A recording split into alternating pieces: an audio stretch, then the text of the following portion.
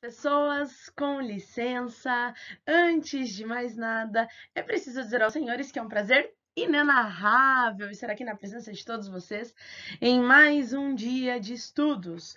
Pega seu material novo, a apostila 4, que a gente vai fazer agora a aula 13. Então, pega lá, por gentileza. Apesar da apostila ser nova, o conteúdo é uma continuidade do que a gente já viu na 3. Então, é regência aqui, ó, pela terceira vez, tá? Hoje, regência, assim, num aspecto um pouco mais peculiar. Vamos lá. Primeira coisa que vocês vão encontrar lá na página 1 é assim, o título Pronomes relativos e a regência. E a primeira coisa para entender esse conteúdo é lembrar o que são os pronomes relativos. Eu sei que no começo do ano a gente já estudou o que eram os pronomes, e daí nós estudamos que tem pronomes demonstrativos, possessivos, pessoais, e um dos tipos de pronomes que existem são os pronomes relativos. Mas o que é esse pronome relativo?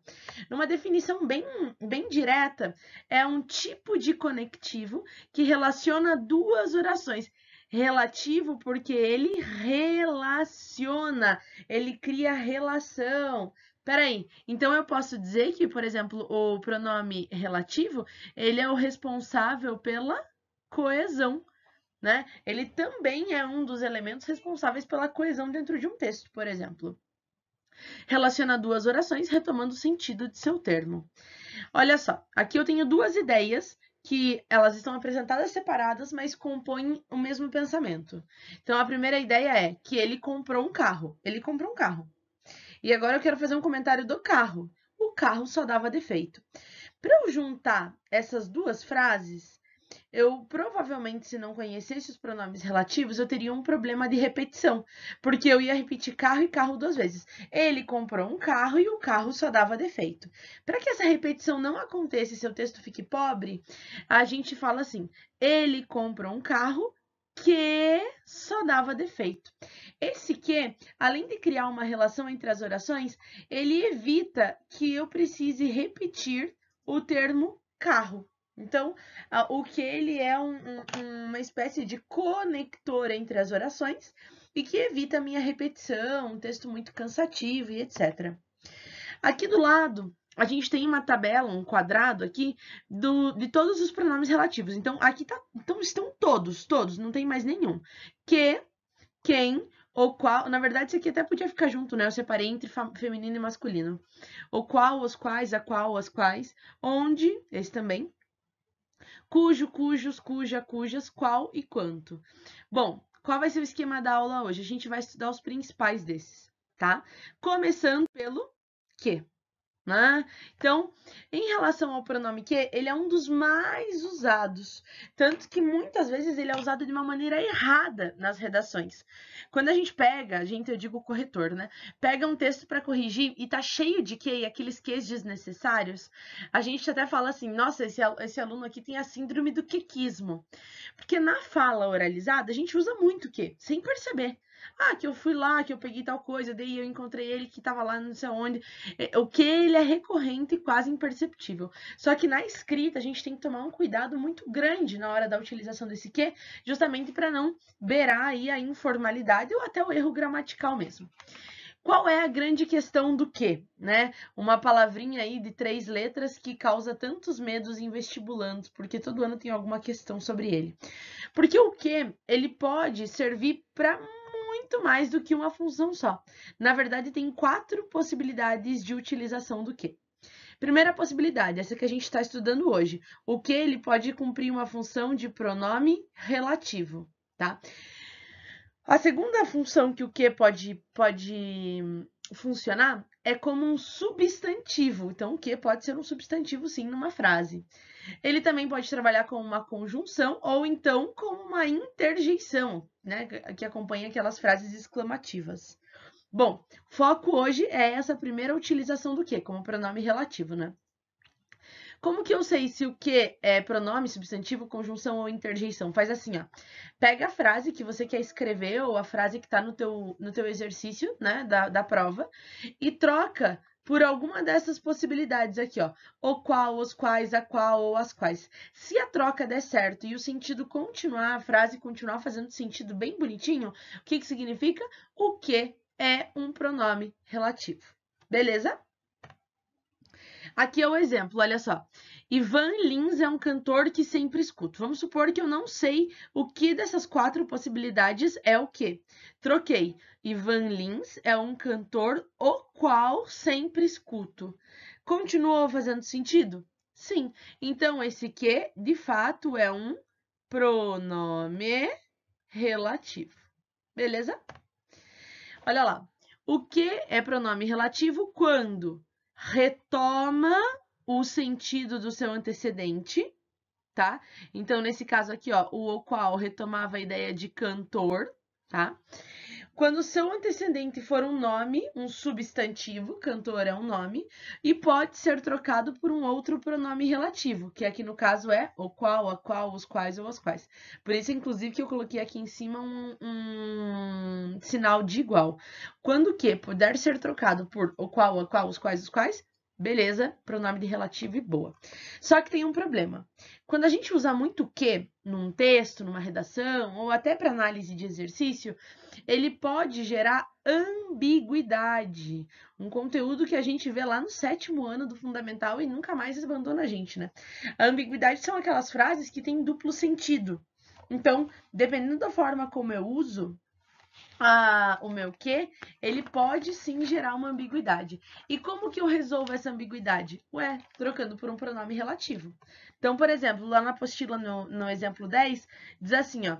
Eu conheci a mãe da menina que se acidentou. Esse que não me deixa claro se foi a mãe ou se foi a menina quem se acidentou. Não consigo saber. Daí eu troco que por um outro pronome relativo, que é o cuja.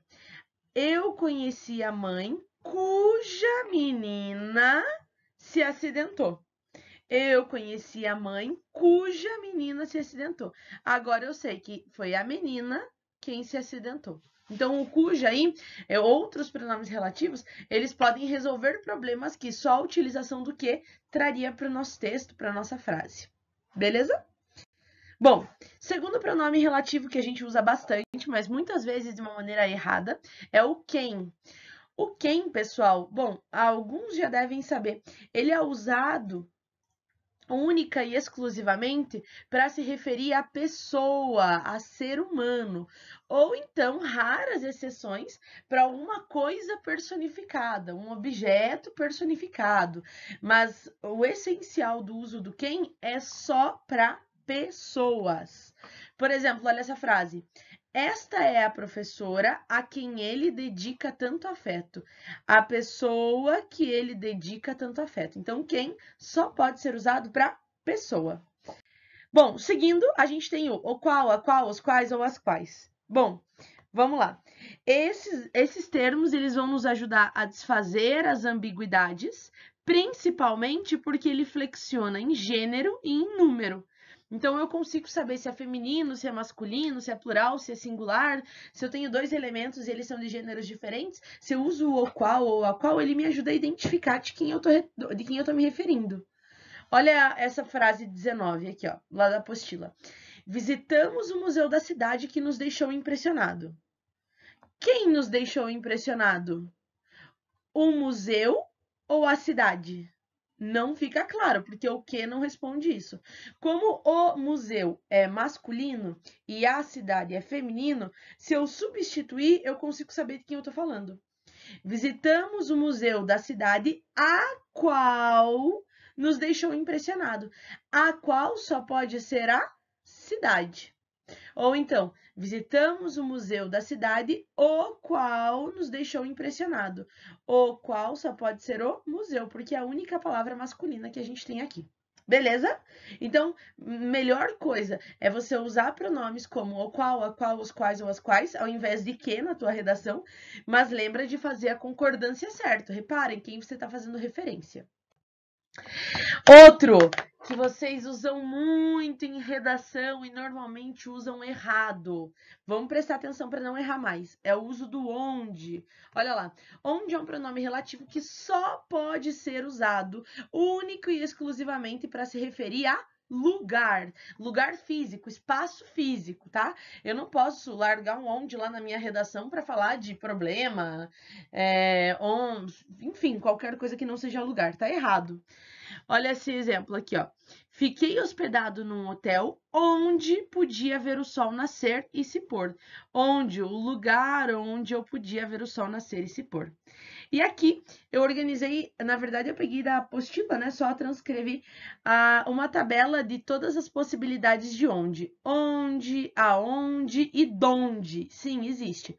Todos eles a gente só usa para fazer referência a lugar, espaço físico. Primeira dúvida que todo mundo sempre me pergunta: diferença do onde e diferença do aonde? Pois bem, tem duas diferenças. Diferença número 1, eu só uso o aonde quando o verbo que vem antes, aqui na frente, ele exige a preposição a, tá? Se o verbo não exige a preposição a, onde normal. Segunda colocação para usar o aonde. O aonde eu só uso quando eu tenho uma ideia de movimento, de transitoriedade, de passagem, aonde você esteve esse final de semana, né? Enquanto que onde são lugares, não lugares fixos no sentido de que o lugar não se mexe, mas são lugares frequentes, recorrentes. E o donde, bom, ele é uma contração, né? De onde. Aqui do lado tem todas as possibilidades que podem ser usadas, uma com as outras, tá? Para transmitir a ideia que você deseja. Onde, aonde e donde. Esse é um dos que mais dá problema, um dos que mais dá trabalho, porque as pessoas se confundem muito, que é o uso do cujo, cuja, cujos e cujas. Vamos lá.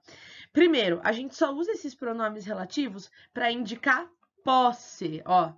Indicou posse, daí sim, cujo, cuja, cujos, cujas, tá? Bom, além de indicar posse, ele tem uma relação diferente. Olha para mim aqui, ó. O cujo, cuja, cujos, cujas é a única palavra da língua portuguesa, única da língua, que concorda com o que vem depois e não com o que vem antes.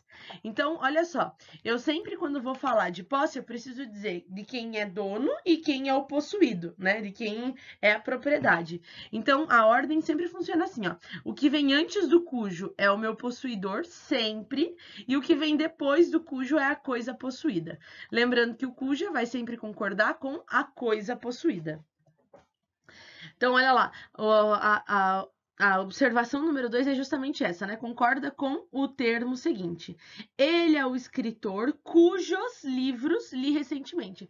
Livros é uma palavra masculina e plural, então cujos, masculino e plural também. E se fosse obra? Ele é o escritor cuja obra li recentemente. Feminino singular, feminino singular.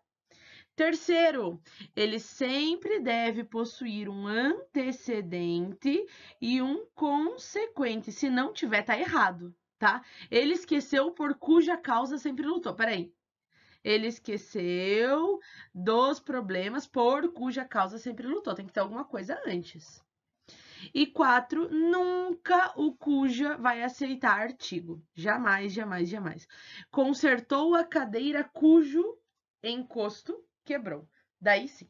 E a última, não vai aceitar outros pronomes depois dele. Também é um motivo de bastante questão em vestibular. Cujo seu, cujo as quais, cujo onde, não aceita pronome depois. Não pode, não pode, não pode. Beleza? Essa em relação ao cujo. E aí, a aula de vocês termina falando assim, um pouco de regência nominal. Bom, volto a repetir. Conteúdo de regência nominal, pessoal, é relativamente uma bomba, porque não tem uma lógica a ser traçada. Então, você precisa estudar termo por termo e se ambientar com as regras que cada um propõe de utilização, tá bom? Só assim mesmo que funciona a questão da regência nominal. Então, ali a gente tem dividido em 3 setores, né? A regência de substantivos, de adjetivos e de advérbios.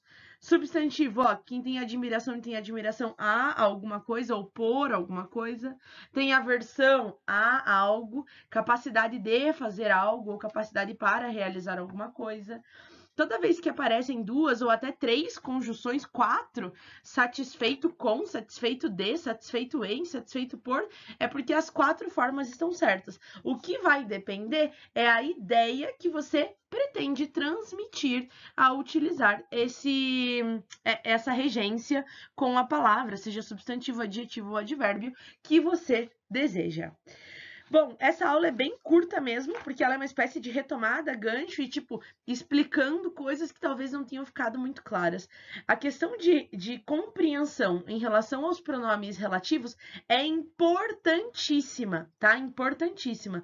Então, bora fazer esses exercícios aí. A gente tem muitos exercícios legais. Tem da PUC do Paraná, tem da FUVEST, que é relativamente difícil, a gente tem da UP, tem da própria Federal. Tentem fazer os exercícios, já sabem, né? Não conseguiu, sentiu alguma dificuldade, não compreendeu o gabarito, manda lá um comentário na turma, eu respondo com o maior carinho do mundo, tá? Bom, espero que tenha ficado tudo claro para vocês, espero que a gente resolva determinados problemas e questões que às vezes aparecem de maneira recorrente em redação. Onde só para lugar, quem só para pessoa, se puder trocar o que por o qual e todas as suas possibilidades, melhor. Certo, pessoal? É isso. Um beijo para vocês, fiquem bem. Até mais, tchau!